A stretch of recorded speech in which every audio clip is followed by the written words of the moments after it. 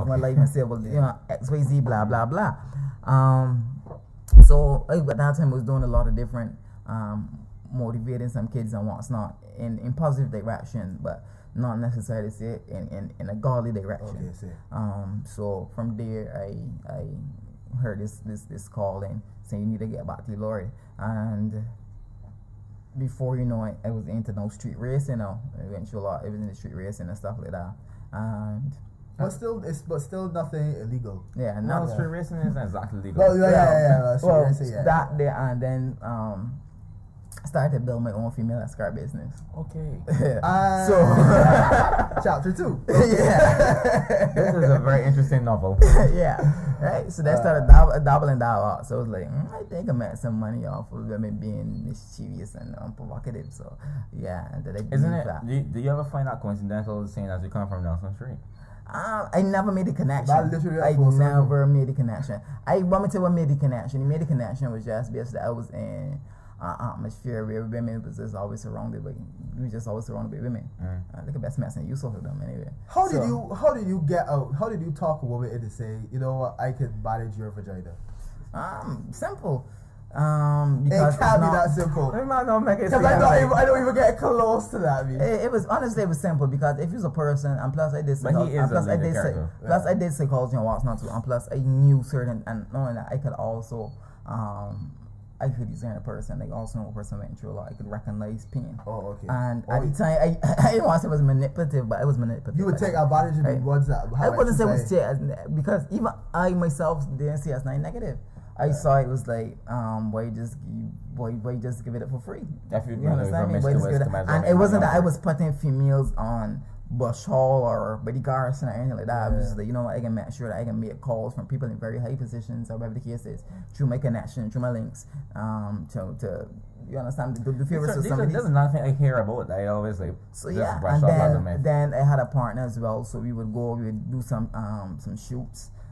We do some shoots and we make some calls and different things like that, and then we would carry the person to the location, provide the security, and you understand me, and then made the trade in terms of money wise. You could give me the like the verbiage, like how you would say, well, I have a girl here, if you give me, you know, first not try this at home, right? But first the conversation with this, like most of the girls that was in it was high society girls.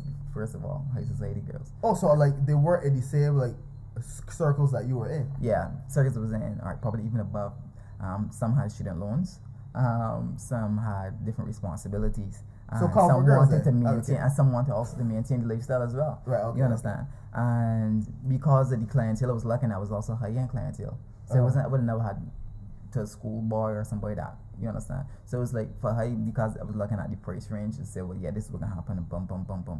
So then after providing these services, you would meet certain men. I was like, all right, you understand? And then I don't know how it happens, but they say, who you are attracts who you are. So, and then from there, like people who was interested, the word of mouth just started to spread. I'm on a particular circle, and then from there we'll get a phone call and say, well, boom.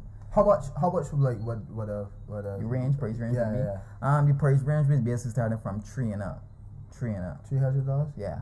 So the girls with the $300 vaginas, what made their vaginas $300 and the other was $600? Because it was more than just sex. It was a companionship. That would say it was not me being just a pimp when they said female escort, because at the end of the day, we looking at our business, you want to make an engaging conversation.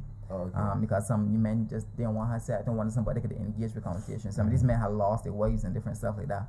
So the person must be able to engage in conversation. The person must be able to be very social.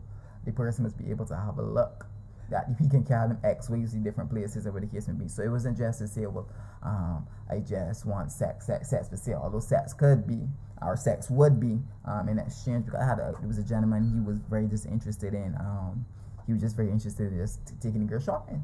This sound like damage. He paid $300 to take a girl shopping. But the funny thing about it, she didn't want to go shopping. She just wanted to have sex and go about she business. She didn't. I'm wondering. Like, I've also heard a very similar scenario. She wasn't interested in all of that because he was an older guy one, and she wasn't really into all of the. She was one of the cheaper ones. She was one of the cheapest ones. At the time too, and she had a kid and stuff like that. He wanted to buy stuff for her. And her so she wasn't like well kept her diet, and she was just kind of. That's all he's saying. She needs was a cream, I think. She needs was a cream. I'm looking at low range ones.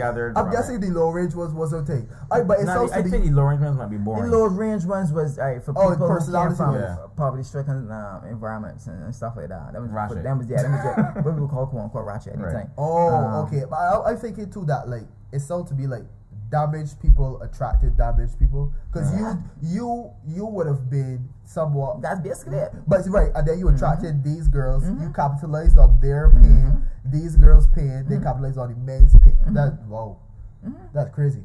That is crazy. And that's the underworld right there. And do you know if it still goes on the way that it did? Of course it is. The thing is, look at me, right? You never hear about these like certain girls that you hear like, oh well, she's like escorts. Yeah, you hear about a lot of IG girls. Oh really? You do you not? Alright, we gotta talk about that off the podcast. Okay, cool. Yeah, because you know names like people that I know. Yeah. Yep. But is it like a lot of women mask it and they'll be like, well, this man is taking me out, but it's really based on the age, and you can see the fact that what she's getting from it is money. It's not even always age. Like, it could be social brackets. And then like all of a sudden this girl is more popular and wearing better clothes. Right. So how much you would get from that? Like 50%? 30. Oh man, I'm not getting money for this thing for real though. 30. Me, if I were in that girl's position, there's no way you're getting 30% off my vagina.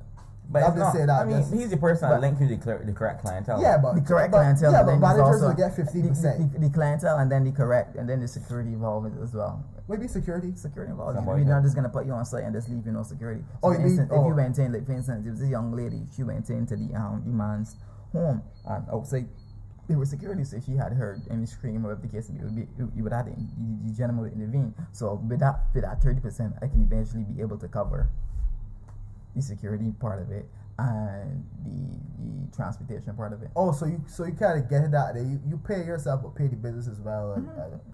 Oh, you already got this thing. Don't do science. Yeah, let's say it was. So when I looked at it, I saw there was profit to be made of it. So it was just you, or it was like Zico's catering, like it was. I would never use my name for something like that. I don't know, like, but what is it like? It was a company name, guys. No, there wasn't any name like that. Just a female. I don't think there's a business register. Right. I don't think. I hear up here for business. I don't know. Are you advertising with a logo or something like that? I don't know. I start selling pens that go like Zico's catering. So they were the same guy. It was just me and him basically partnering. Cause who let him know, well, this is the plan, this is the vision, and we went in that direction. We eventually stopped. It got dangerous to a point where that we did a drop off, and she had her pimp with us, but she told us the pimp was her cousin. So we thought it was a cousin for really long, not knowing that the cousin wasn't a cousin, but the cousin was a pimp. So she was like, "Where's my money?" So it was like, "How money?" So then it was just this crazy thing. Then eventually it was like, you know what? Where it could have turned out nasty, where guns and stuff was involved. So it was like, all right, we just let this head drop for a little bit, and then I had lost my phone with some contacts. And everything happens for a reason. And eventually, so that faded away. You ever sample your own supply? Well, you said that you were already a promiscuous fella anyway.